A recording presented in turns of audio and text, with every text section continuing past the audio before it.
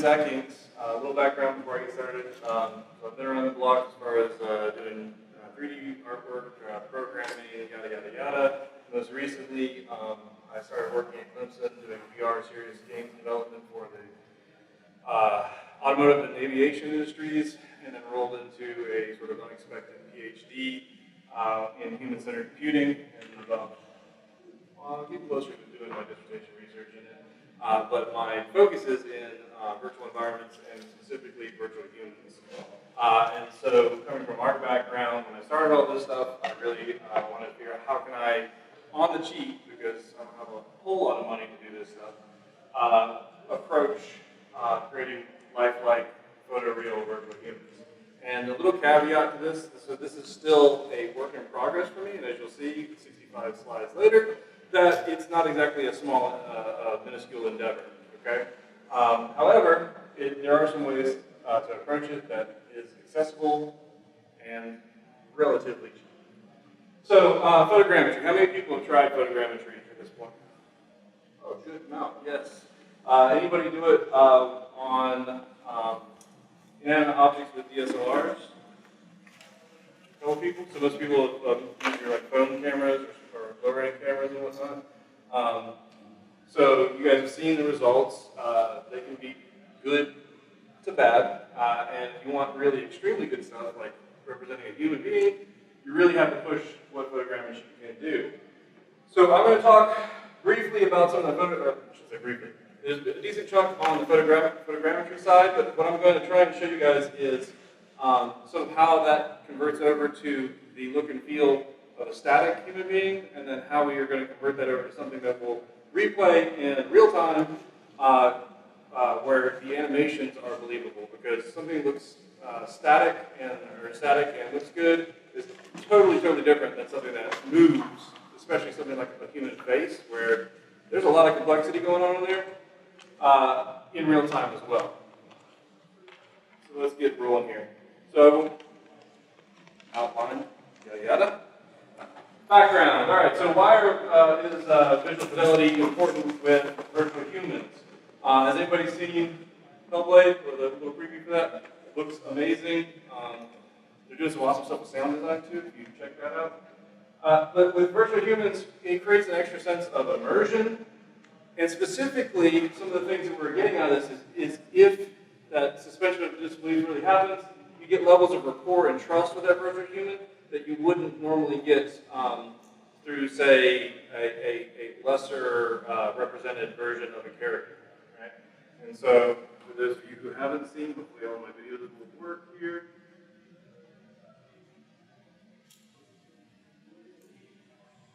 This is the Hellblade stuff. And so this is, oh, it's not going to work. Lovely.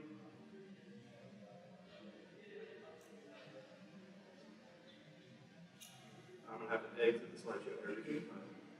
Great. And we will just do it this way.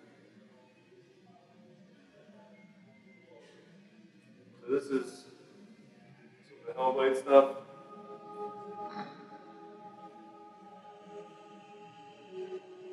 And so what they're really trying to do, and I haven't talked to these guys directly, but from their sort of showcases, they're really trying to immerse you in this sort of character-driven experience.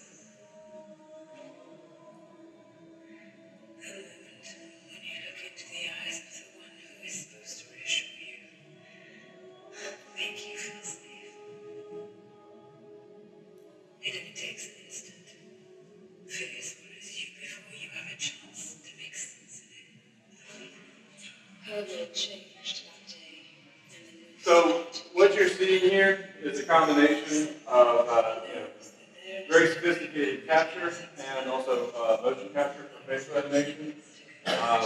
We'll talk a little bit about some different strategies for facial motion capture.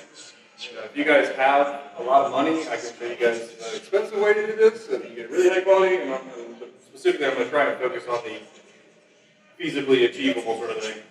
So what you'll see right here is the performance being captured, and then this is in real time. I'm pretty sure there's an overlap with some of the Unreal guys that helped out with this, and so maybe there might be some insight if you guys talk to anybody at their booth.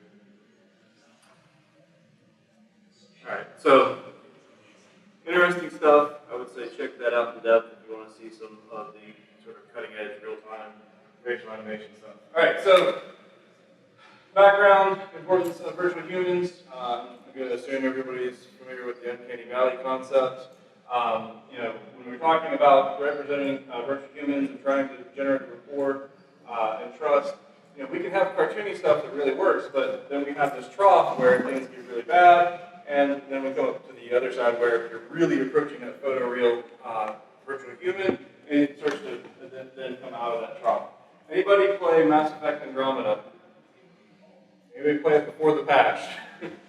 So if you haven't played it or you aren't familiar, there's some weird facial stuff going on before the patch, and it's not the kind of stuff where, like, a change, if you look at the before and after, the change is subtle, but that subtlety makes a huge difference to how you as a human being perceive it, because we're really sensitive to processing faces, right?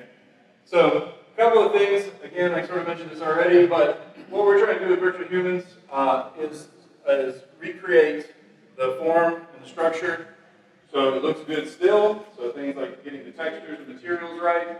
And I think the more difficult side of things is getting the motion right. And so a couple of things I'm going to touch on and sort of the methodology that I'm working towards is things like the deformation, of course, but soft tissue and maintaining volume. So, things where, the lips get pressed together very tightly versus very loosely. That changes the shape and requires the face to maintain the volume in certain areas, and that's really hard to achieve.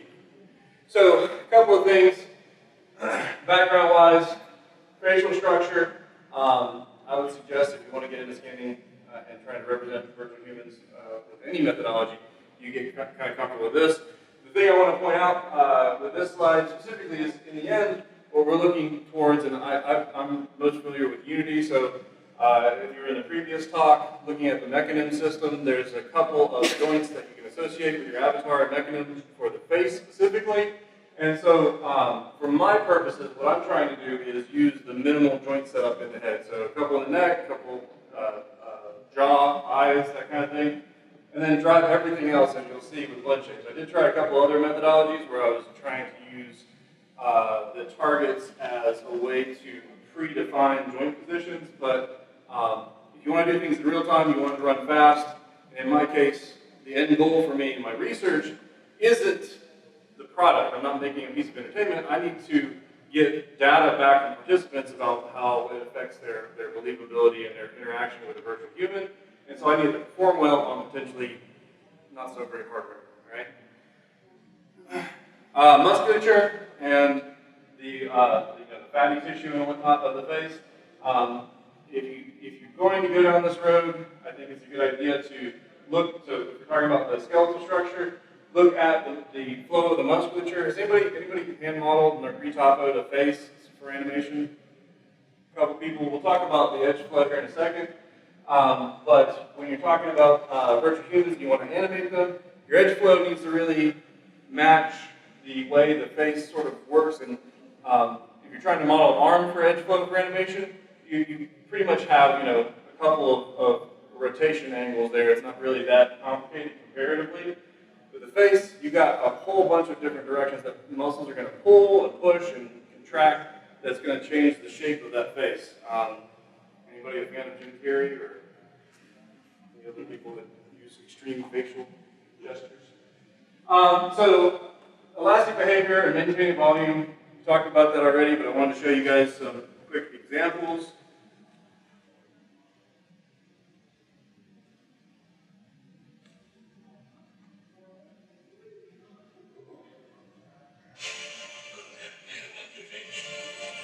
Apologize for commercials. This is already with the images was a half a gig. So it's easier to embed just links. Alright, so the slow-mo guys. So just to talk about like the extreme differences in the face, this is slightly disturbing. But I mean, the face can just do a lot, and through that expressiveness,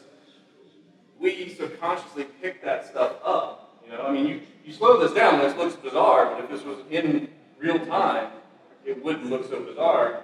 How would you do this? How would you do this with hand animation? That's a whole other ballgame in itself. And I'm going to stop it there. All right, so.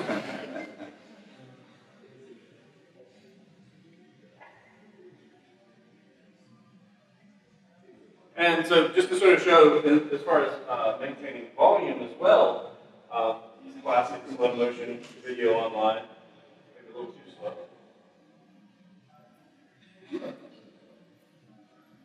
But again, you have squash and stretch all over the place in the face. However, it's maintaining volume. And so you have like your structure in there, but you have all this soft tissue all around. How would you represent that kind of stuff? Now, I'm not saying you should do this with photogrammetry. I don't know if there's a reason to do a punch in the face. Maybe you're making Fight Night, or the new Fight Night or something like that. But it's just good to understand that concept before we move on. All right, so there's other structures in the face that we need to represent. They're a little harder, and we really have a hard time with photogrammetry capturing. So basically anything behind the lips, right? Some of the motion capture stuff that I'll talk about today, implementing, uses the audio as well to try and pseudo-sync up the tongue movement inside the mouth. But you're going to have to create these things in some other methodology other than photogrammetry. You could probably get, I've seen people use the molds or the little models, and then they'll use those because, as you'll see later with photogrammetry, anything that's shiny is really hard to turn into a quality model.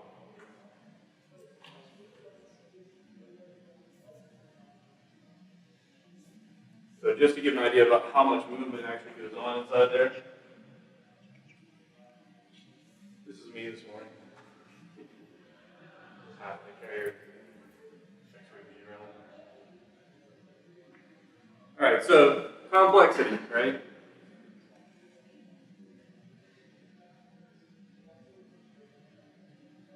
All right, so where are we sort of going with this? So anybody familiar with the facial action coding system? Does anybody use this for facial animation? Okay, so Paul Ekman created a really sweet system, more in the field of psychology for understanding facial gestures and sort of using that to code them when you're using it to study. You can say, okay, this facial gesture was X, Y, and Z, and so we know we can infer meaning from that at that certain part in the video with the participant. But it also moved over into the realm of CG, and particularly people have done this by hand in their animations for years. However, the reason it's important for what we're trying to do is because a lot of the facial animation stuff that comes from systems for facial motion capture reference this kind of stuff. Either they use a pseudo version of this or they use it directly. And how, if we're hand modeling stuff, that's great, but I'm trying to use photo representation. I'm trying to recreate a human exactly as they are. I need to use PhotoScan or some other software to capture those 3D scans. All right, and then I'll talk about how we'll convert those into something usable in real time. And so a little more on the facial action coding system. So it's broken into action units, action descriptors, and intensity scoring. I'm not going to go into this entirely, but think of it in terms of ways to really quickly say, okay, it's a brow up with a half smile. You can use all the different units to sort of describe what a single facial gesture is based on these broken down little pieces. And it's pretty good. I will go ahead and say this works for most conversational sort of stuff, but like the slow-mo guys when they're doing the lip thing, there's nothing to describe that in this. Okay, so there's certain things the face can do that this doesn't even address. Furthermore, here's some examples. So happy would be facial units 6 and 12 put together. And I'll share these slides with you guys if you want to look at this, if you're interested in looking at some more detail. But then we also have to think about a couple things like phonemes and dizzying. So phonemes are basically the individual little pieces of sound that make up the language, and dizzyings are the visual representation of that. So when I say ooh, my face makes a specific ooh, my mouth specifically makes a specific ooh shape. And so we look at a couple of examples.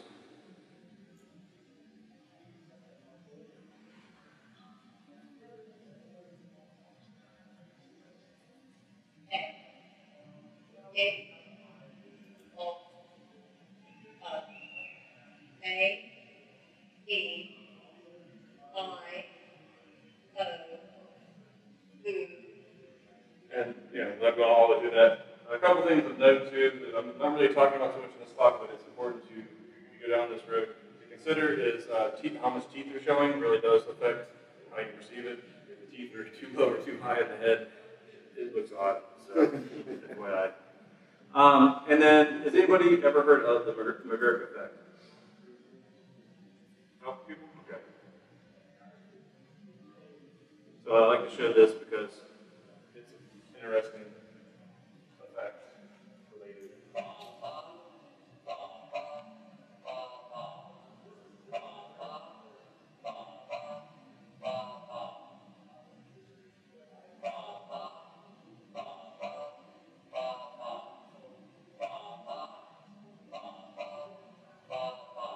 Okay, so I won't go too much into detail here, but one thing I want to highlight with this is that basically what you're seeing is McGurk effect is the combination of the visual and the audio.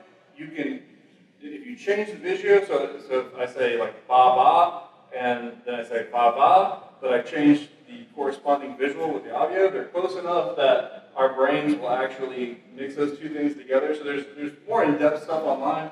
But just to put it out there as far as like your phonemes and visiings and how those things tie together, our brains, as with most things, they fill in a lot of gaps and make a lot of assumptions. So there is a little bit of wiggle room in there. Unfortunately, when you're doing any kind of studies, it varies between people, like how much they buy certain shortcuts. All right, so this is the workflow we're going to look at today. So I'm going to talk a little bit about the 3D scanning side, briefly about retopology and UV and map generation, because I'm going to assume that everybody in here at least is somewhat familiar with the process of modeling in general. So if you have a model, low res, high res, generate your maps, blah, blah, blah. If at any point you have a question about this section, just stop me and I'll try and answer it as best I can. But I'm assuming that's a little bit more common knowledge than some of the other stuff. I'm going to highlight a little bit more on the rigging and animation, how that ties back to the 3D scan side of things, and then finally the rendering of it.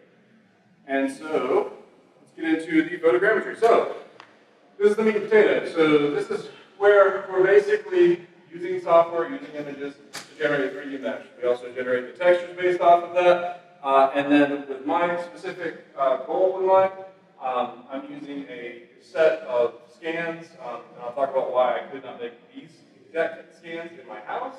But I'm using a set of scans that give me all I need to generate the facial action coding system units, basically. So, quick little demo there.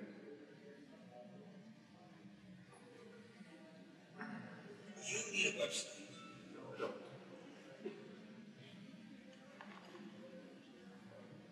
Okay, so real quick with photogrammetry, we'll talk about this a little bit more, but you see there's a whole bunch of little rectangles there. Those are your images. They're represented in 3D space.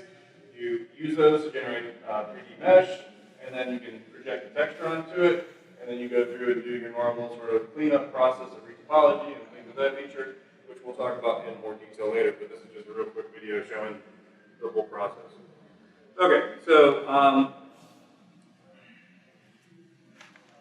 like I said, photogrammetry basically takes a whole bunch of images, and the magic of software, it figures out where those images are in space, and then allows you to then triangulate where points in 3D space of the object that you're taking photos of are, so you can recreate those points and then build a mesh off of it.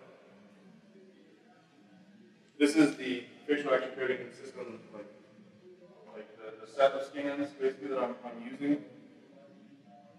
And so let's talk about capturing the photos.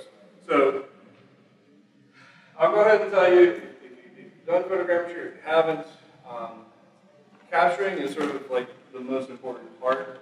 You can think of it in terms of if you can get good quality inputs, you can get quality outputs. But if you don't get quality inputs, you're limited there, okay?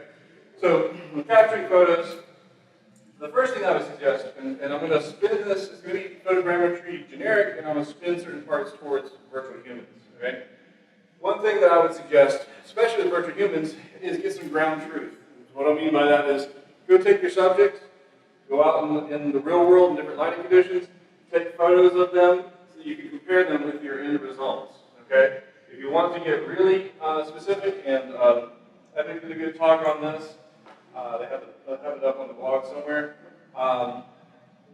Use a light probe to capture your HDRI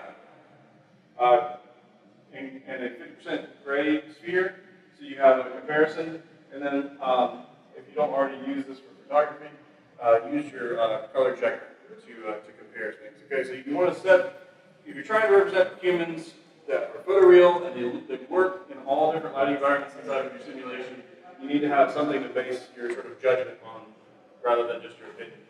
One thing I would suggest, I haven't seen done so much, is take your HDRI images, plop them into your Unreal, Unity, what have you, and test if the lighting from the HDRI and the lighting from the real world where the HDRI is captured, if the end result looks the same.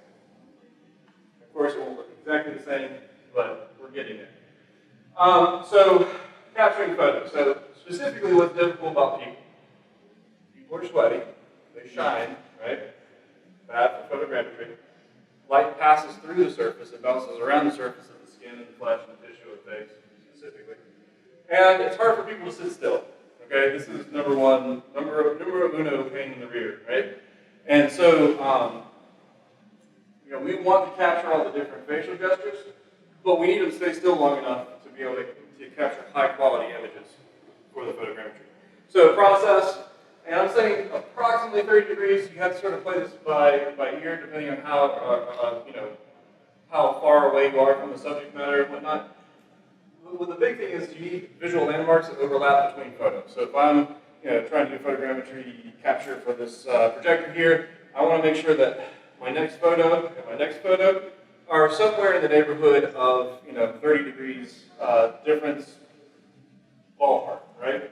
I would say the flip side of this is, and we'll talk about this here shortly, photogrammetry can brutalize your hardware. I have an 8-core machine at home with 32 gigs of RAM and a Fury X in it, and it still brings it to its knees easily, right? And so the more photos you have, and as we talk shortly, the higher resolution that you have, the more processing it's going to take, the more you're going to hurt your system, or it'll just run for days kind of thing to process stuff. Not ideal if it doesn't bake exactly out the thing you want. So be judicious with your use. The only real thing to really try and do is make sure that visual landmarks overlap between photos, right? Usually you want to rotate around a fixed point. So in the case of like a human head, center of the human head, you can do some stuff where you're further back and closer in. Sometimes some people will do some detail shots as well, and that can help, like if you're trying to capture pores and that whole 9 yards. You want to do at least 3 rows. If you want a 360, as you'll see with the early test of mine, I only need to do like a 180 to 200 degrees sort of thing, because I only need the front of the head. But if you want to do all the way around the head, then 3 rows, 360, bare minimum. It's ideal if you can have a camera in a binocular arrangement. So if you can shoot 2 cameras in sort of like side by side, about the distance of the human interpupillary distance, you can actually get some good results from that as well. All right, so a little example of what you're looking at here with virtual humans. This is the expensive route. All right, this is costly. So what they have in the studio setups to get really high resolution is you're going to have arrays of cameras all set up to be synchronized and take a shot all at once. I believe, so I'll be referencing Infinite Realities and their store of Triple Gangsters 3D. They're scanning, I think they're doing like for a full body at one point, I think they were doing like 80 to 120 DSLRs. So it's kind of pricey when they're like $2,000 cameras. But basically, it's fairly straightforward. You set it all up, everything's fixed, and you hit the button, boom, you capture one pose. And so you can see that sort of translated here into the software, where there's a 3D model being generated, and those are the cameras being represented in their 3D positions. So hardware-wise, you can use your phone. If you want to get really high results, don't use your phone. DSLRs are awesome. Somebody just dropped one today, or yesterday, that looks really good. But megapixels matter. Bare minimum, try to shoot with an 8 megapixel camera. 20 plus is probably ideal. A note about some of like the Canons and whatnot that are getting that 50 megapixel range. That's great and all, but I've done photography for a little while, but I'm not like a major photography guru. I do know, however, especially in the photoscan forums, they do not recommend using that. Why? Well, because you really need to have a lens that actually will resolve enough detail to make 50 megapixels worthwhile. All right. So that might seem awesome, and like you have $200,000 to do a full photogrammetry setup rig that's over the top. It might seem awesome, but you really have to have the right kind of camera and lens combo.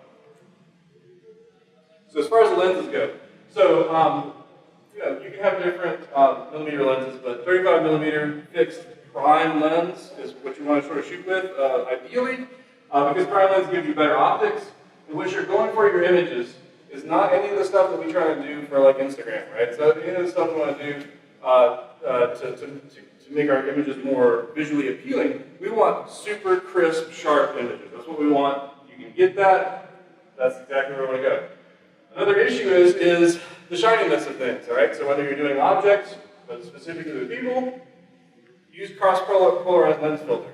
And so what you do is you take a linear polarized circular light ring around your camera, and then you use the circular polarized filter on the lens, and you'll reduce the specular, right? As I'll show you a little bit later on, because I'm going to have sort of, hopefully we have time, a future research or future areas of development talk, and part of that is some of the stuff that, like I said, Infinite Realities is starting to play with, where they're doing what they call photometrics. So they're able to actually capture more data, because we do want the specular to be represented inside of, on our virtual characters, but that is a little bit more tricky to actually capture with photogrammetry. All right, so shoot in RAW. Again, want as much data as possible. Shoot in manual mode. We do not want the exposure to change from shot to shot. We do not want depth of field, so reduce your depth of field to infinite sort of thing. And then shutter speed, we want to reduce motion blur. So, i.e., your lighting is going to matter. If you're shooting people, if you're trying to do this, you can't do it outside. If you're trying to do this, make sure it's on a decently lit, cloudy day. All right? And we also want to try and change our ISO to a point where we reduce noise, because again, noise grain, even though in a stylized photo that might be interesting for us doing photogrammetry, we don't want to do that kind of stuff. So here's a quick little fun chart. Stole this from anybody know Alex Alvarez? Heard him? Come on, kind of awesome. He did a 2.5-hour talk on photogrammetry for things that aren't human, and he had this. He referenced this in his presentation, and I'm reusing it as a shortcut to understand what the different things they're talking about do. But I would suggest if you have time, check out his talk. It's on YouTube. It's 2.5 hours long. Pretty good talk overall. So the lighting. You want soft light, you want flat light, you don't want shadows. Okay, shadows are bad. If you went to the HoloLens talk, it's similar, sort of ways that the HoloLens is figuring out where it is in space based on the surfaces. If you have indistinct changes between image to image, the system can't sort of determine those things, and because it's trying to determine depth, it might reinterpret shadows as being a different depth. So reduce shadows. Having strobes are good, and as I'll say with the future research thing, it's kind of necessary for some of the stuff that you want to do if you want to capture that extra data. And don't use the actual button on the camera. Try and use a remote. Again, you don't want any kind of movement of the camera if you can avoid it. If you're out in the real world taking shots, ideally like a monopod or something like that, we can kind of reduce that kind of stuff. So again, this is kind of the this is Infinite Reality. It's one of their rigs. By the way, if you do have that money, they do consult on setting this up for you, which is my understanding. But you can see all different cameras. a couple of different depths of the rows, different heights, and then I believe they have all of their lights on the actual rig as well. So where do we get in the budget setup? Where do we get it so that I can do this at home, all right? So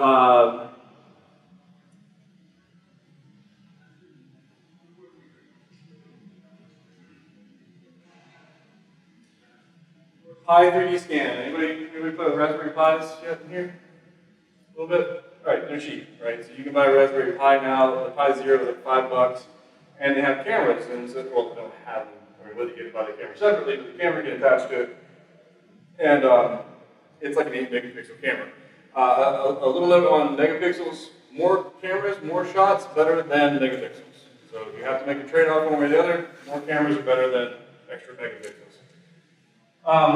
So with this setup, they're doing everything with different control boxes, using the Ethernet adapters on the Raspberry Pis. I think with the Pi Zeros, they have the Wi-Fi. So eventually, I want to set up a facial rig, facial capture rig that is probably about 20 to 30 Raspberry Pis, and have them all synchronized over the wireless. So save me a little bit of money. So if you reference this site, they're still using sort of an older methodology that requires everything to sort of be manually set up. There might be some issues with latency that would make the wireless setup not so good, but I'll figure that out as I go along.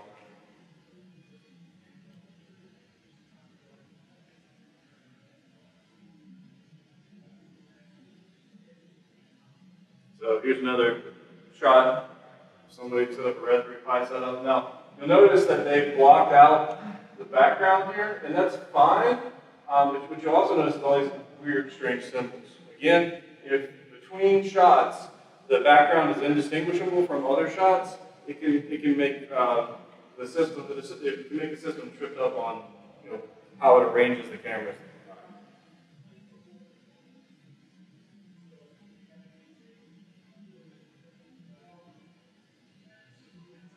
All right, so a couple things with PhotoScan. So I talked about it bringing your system to its knees. So I can open it up on here, but I'm not going to live demo any hardcore stuff on here because this is a MacBook Air, so it's already on its knees. The things that you need to keep in mind though when you're talking about workflow is think about possibly shooting a clean background. Okay, so shoot the same shot with the subject and without the subject, because you can use a difference compare inside of the software to extract the background and create a map from it. Like I said before, try and use registration markers. So this is actual one of the images from the stuff that was provided from the Infinite Reality guys. And so, the registration markers are going to help the camera and the system kind of figure out where everything is in space.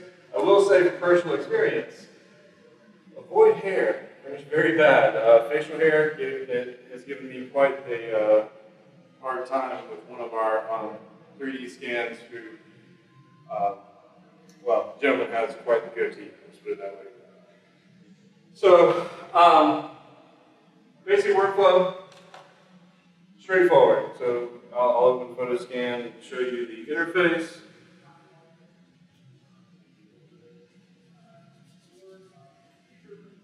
And this is just a demo version of this machine. All right, so pretty much 90% of everything that we're going to talk about and you do, it goes through this workflow panel. So it's really straightforward.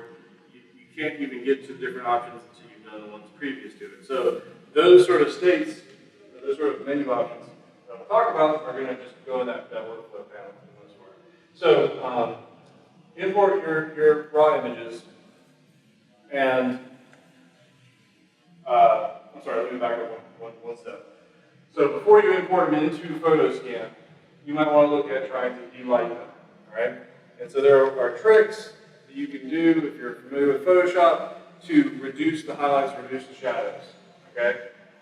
One thing to keep in mind though is if you play with anything inside of Photoshop, to do that, make sure it's consistent across all images. If you change exposure on the images before you bring them into PhotoScan, and it's different between every image, you're going to mess up PhotoScan or make its job harder. So then you go through these steps inside of Photoscan, and I'll talk about them individually. So you want to import, all right? Really straightforward. Bring in your photos. After you bring in your photos, you'll notice down here on the bottom, all of them will show up in this panel down here. Now,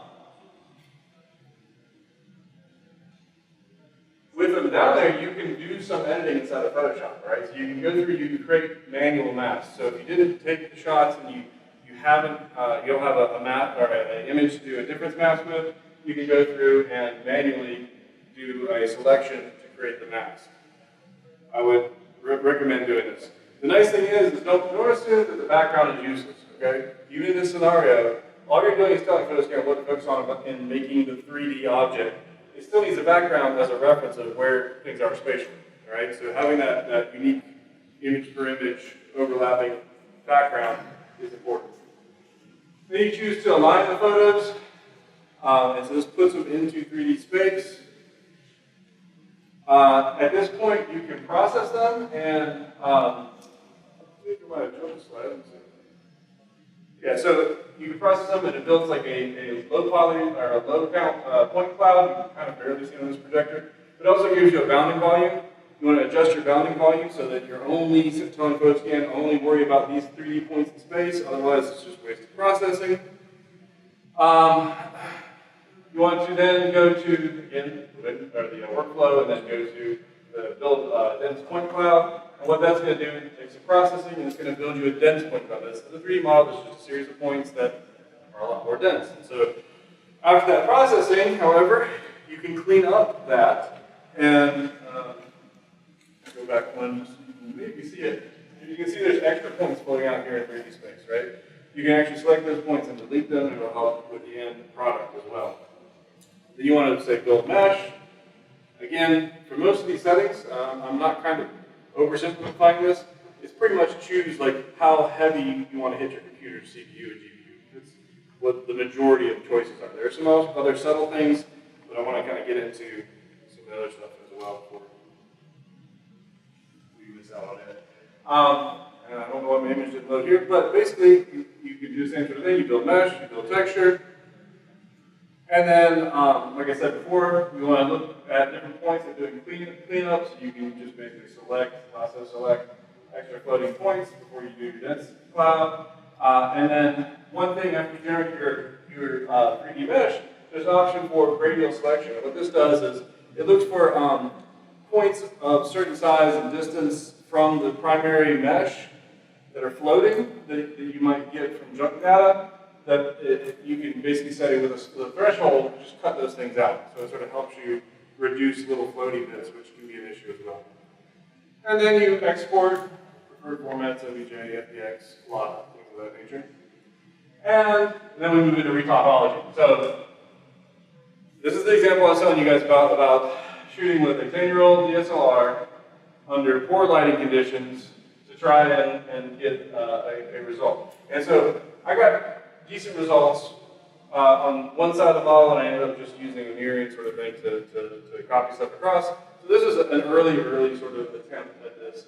And you can see over on the right side, that's the retopology model.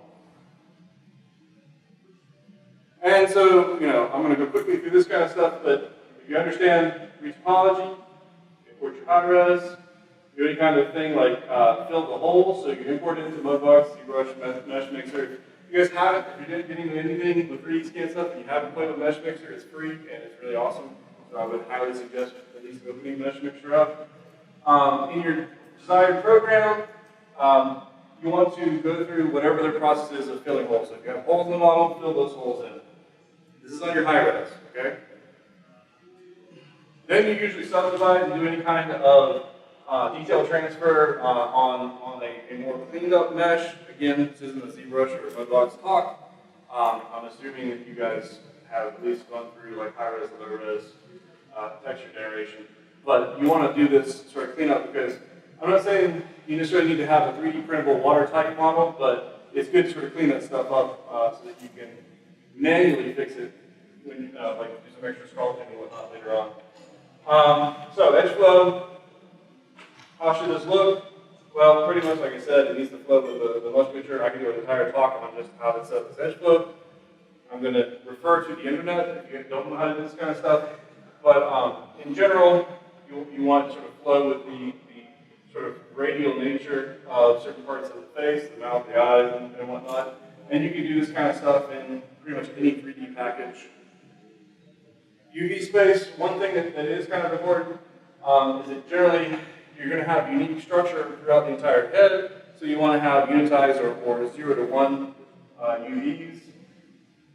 And then you go through and you're going to create all the different maps here. Now, a couple, so again, I'm sort of assuming that you're semi-familiar with gender map generation. I'm sort of in love with Substance Designer, Substance Painter as of recent.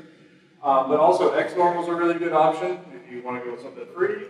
And you can generate most of these maps. I would say, stay away from Maya's built-in transfer maps. It's about a decade old. It needs to go in the trash can now.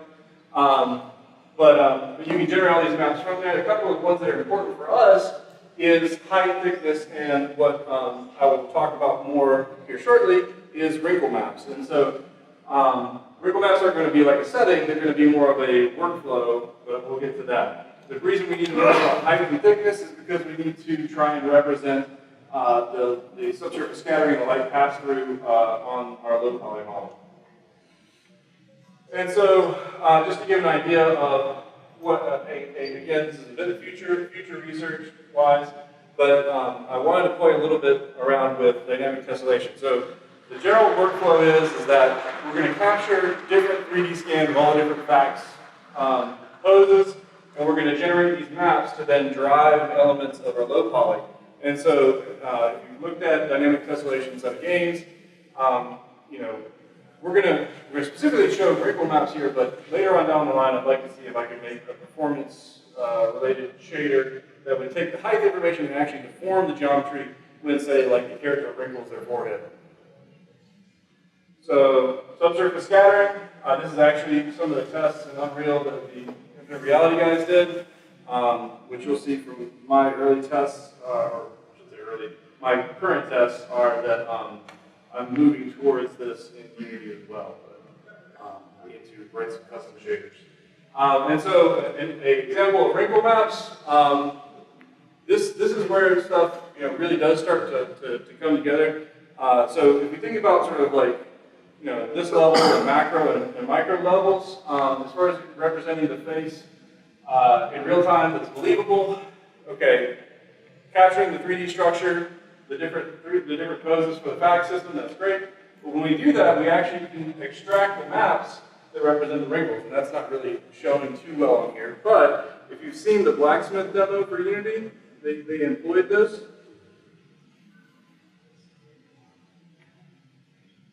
And so here's like an in Maya example, just sort of showing that off really well. And so, getting these sort of two poses with the different scans wouldn't be that hard. Pulling this up off is an extra level. And I'm going to show you even further where we go down to that micro level as well. And so, so basically, like I was saying, do your high and low transfer. You can actually go through, if you say want to generate the diffuse or albedo or whatever you're calling your color map. From Photoscan, you can bring your low poly 3D model back into Photoscan and project the texture from all the different images you had aligned in Photoscan. And then, of course, any kind of cleanup, so any kind of stretching and things of that nature. However, I really rarely have any major cleanup to do, so if your initial scan and rebuild is good, then that's usually not such a big deal. Again, you can assume that you understand how to do high to low poly transfer maps. These are the steps of the point cloud projection instead of Photoscan. So if you remove the original high-res model, you can import a new mesh and then say build texture with the option to keep the UVs and it'll project onto that. Sometimes you will have to, on your maps, actually take out highlights and shadows. It's a little bit on the cleanup side, but rarely that's an issue, as well as stretching gaps and blur. So let's jump ahead to rigging. This is where it starts to get kind of interesting. So here's a nice rig for a real-time character. there's a lot of joints in there. There's not enough joints to really represent full-fledged facial motion, okay? But in general, if you're going to have a joint-based setup, you need to probably at least cover these bases. So you're probably 3 to 4 joints for the brows, a couple for the eye, or 1 for the eye to control its rotation, and 1 or 2 up to 4 for the lids. Probably, I think this one has 8 on the mouth or something like that. But if you want to represent higher and higher fidelity with facial motion, you're going to end up representing it with more and more joints, which is going to basically make it less and less real-time applicable. Okay? If you want to do it with morph targets or blend shapes, depending on what you're calling in your software, then this sort of setup is great. So just simple neck, joint chain, top of the head, 2 eyes, and the jaw with the tongue. Because like I said, some of the software I'm using now will actually use the audio to drive the tongue motion. All right, so generating the morph targets.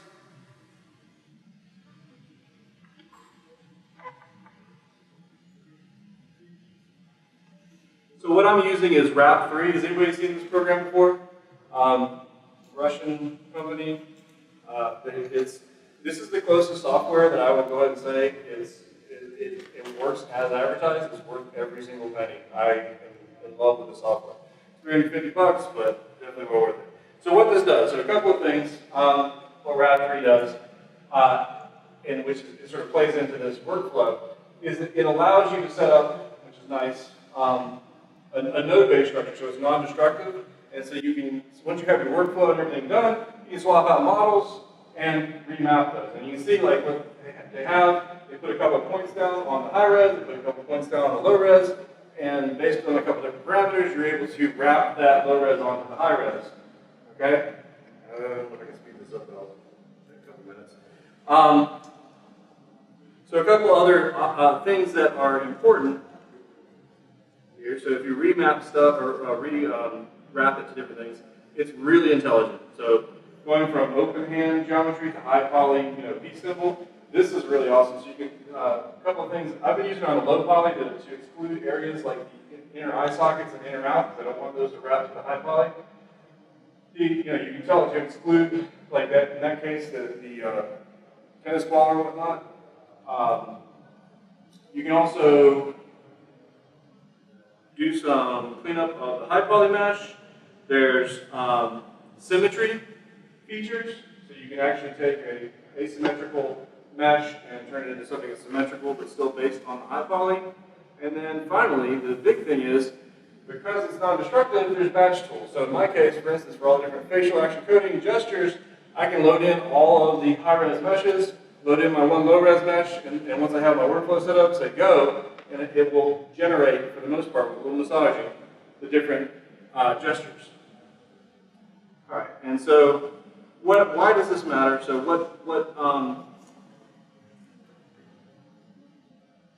anybody worked with blend shapes in here before?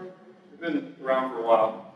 So one thing that's important, especially if you're leaning more towards the I want more joints to run the actual motion of the mesh, is to use the 3D scan data that's generated onto the low poly or moving to low poly data as corrective blend shape. So if I do an ooh shape, I don't maintain volume with that ooh shape. We talked about maintaining volume with the face. I don't maintain volume, so I need to correct for that. I can use the data from 3D scan to correct for that. Otherwise, I'm going to use it for the entire shape. So I might just have a jaw joint. In the case of running more of the morph target rig, the whole mouth movement of ooh is going to be driven by the blend shape. All right? And so just to quickly,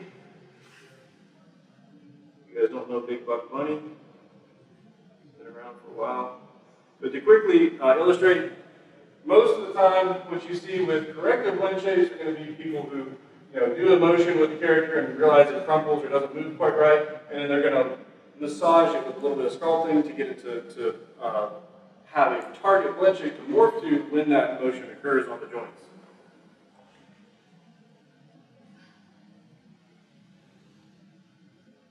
All right, so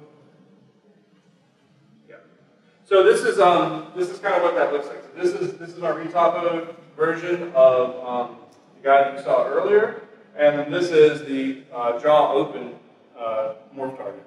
And so, again, with Wrap 3, what we're trying to do is take the neutral pose, we're trying to take all the different facts poses and the visines, and import them in from, and generate the actual morph target based off the high poly, but turned into the low poly. So both these are the low poly, these are not high poly. And then, do that by using the specific points to tell it how to morph between the two, fix our symmetry, and then save the geometry. The nice thing is, if you look at this, this slide right here, these are literally the nodes you need to make. So it's in that order kind of thing. Just plug these nodes up as such. The poly select is the one where I was telling you you can tell it to ignore certain things. So on the 3D scan, I don't have an inside of the mouth, I don't have an inside of the eyes, so I was able to select those and tell them to ignore it. More specifically on this one though, I was able to tell it when I wanted this blend shape to be generated to isolate just this part of the mouth. Because if you're asking somebody to do a jaw open motion, they might inadvertently raise their eyebrow, and you don't want that. You want to control very specific things. So a couple of things as far as the mocap goes. Anybody use facial mocap in any sort of fashion at all? Okay. So Faceware is one of my more recent journeys into facial motion capture. I also played a little bit with Dynamic XYZ, I believe this, Dynamics, or something like that.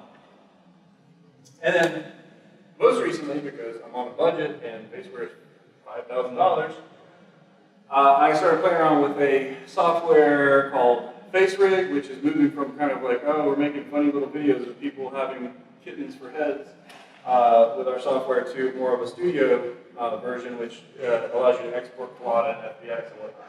And so the thing to understand with the facial motion capture and how this ties back in is it depends on your rig. And also, like I said, the way of rendering depends on your rig choices as well. And so the general process here is that we use some sort of marker or markerless, some sort of tracking system. So the marker system, I'm forgetting the name of it. There's a version that's very expensive. And then you have the markerless ones where they basically use algorithms and machine learning to figure out what they should be tracking on the face, and it picks up those points and exports those. However, what you'll notice is you have two variants. So the face rig variant gives you the actual transformation data of those points on the face, so rotations, translations, and such. Things like Faceware retarget that for you. So they have a pseudo facial action coding system that maps. So what you do is you give them your rig character and you say, okay, this is the ooh shape. And then it takes the video, says, okay, this person's making an ooh shape. And it basically pumps out a value that remaps to your character that's a 0 to 1. Ooh, on or off, which I'm very patient in between. Works pretty well. It's not absolute. So some of the choices, again, how you bring your character, whether you go more of the joint shape setup or more of the simpler joint setup with morph targets, will play into how that motion capture data comes across. In my case, with FaceRig, I'm actually having to write code to do that retargeting side of things. So writing mail scripts and whatnot inside of mine. However, if you're looking for photoreal stuff, you're always going to have some level of cleanup. So if you're into rigging at all, keep in mind that you might want to rig this thing to be controlled by whatever facial motion capture system is set up, but allows some editing in post. So a couple of examples. So this is more or less more of that marker-based system. And again, I don't think this is being displayed right now in real time, but you can see that you're getting sort of those wrinkle maps and other things like that. Working in this one as well. But I believe this is more of a one-to-one because you're actually getting all these transformation data for these points. Okay. Get a little carried away from the facial motion capture around here.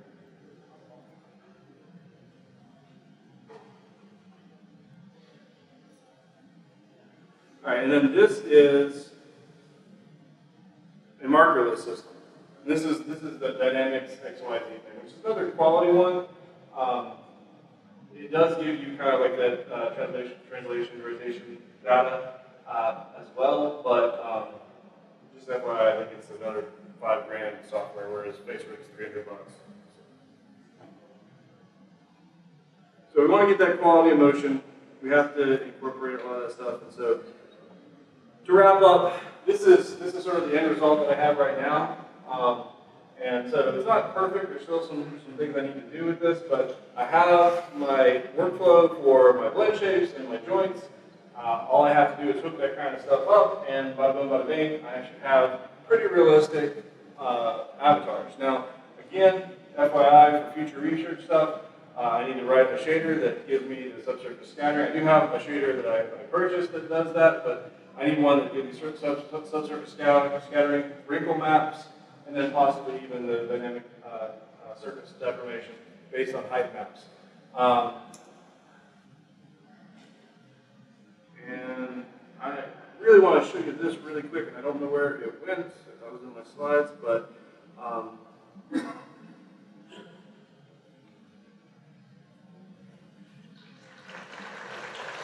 if I can find it really quick. Otherwise, I'll just talk about that. All right, so I talked about micro and macro level stuff.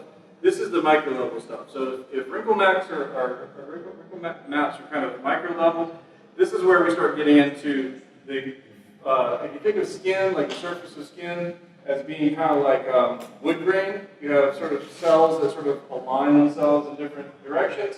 And specifically, those things are sort of exaggerated when you have the face actually move. And so this is a really simple technique that works really, really well. So what they're doing here, and it's a subtle thing, but you'll notice it mainly in the specular and how the specular is believable.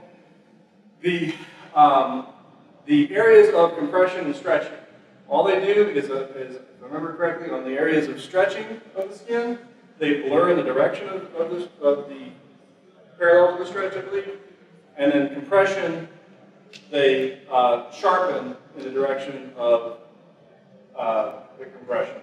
And so this is all real time. But so why do I care about this stuff? Because a lot of games you're not up in people's faces. In VR, especially when you start pushing the 4K displays and whatnot, the fact of someone being able to interact with a virtual human where they can literally put their face on a virtual human's face is going to be a reality in the not too distant future. Alright, so that's pretty much it, and I will open it up to, well, let me say special thanks to Clemson University, my advisor, Dr. Babu, and then again, plug for Infinite Realities. If you do want to go buy one of their sets, they're about $400, but their studio setup is way nice, and they capture a lot of data. I would highly recommend it. They will be coming out with photometric stuff, which again is sort of another future thing to add to this pipeline, which will add some extra detail, but you can't buy those just yet. They're still working out the kinks on that setup. So any quick questions, because we're pretty much out of time. All right, yes. Right there towards the end. Yeah, well, it's my student. I'll ask you next week. Yeah. Right there towards the end, it showed the two different videos of doing the facial capture, where the actor was doing out various. I'm going to go ahead and break down while we're doing this. One was like an alien character, and then there was another actor doing it for just an older man character. Were those both on the same software? I didn't catch it. No. One was like more of a traditional marker based, and then the other one's the markerless dynamic XYZ. Like it's a French company. I don't remember offhand how to pronounce it. Anything else? Actually, does any this guy, the next person's away? I'll take questions outside. Okay, that's okay. Thank you very much.